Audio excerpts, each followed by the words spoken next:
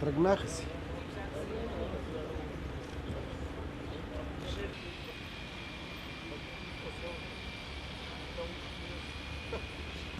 Иска така започне.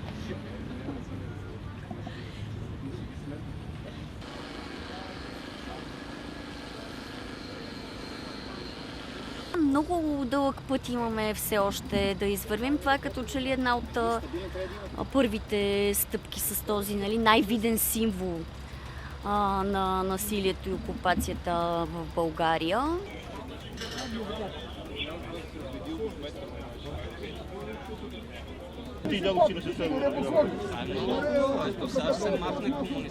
Този паметник не случайно е сложен тук.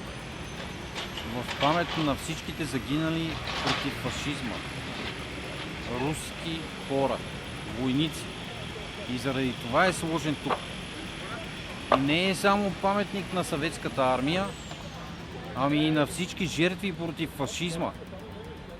Затова трябваше тези хора, които са антифашисти, да дойдат тук и да го защитиме.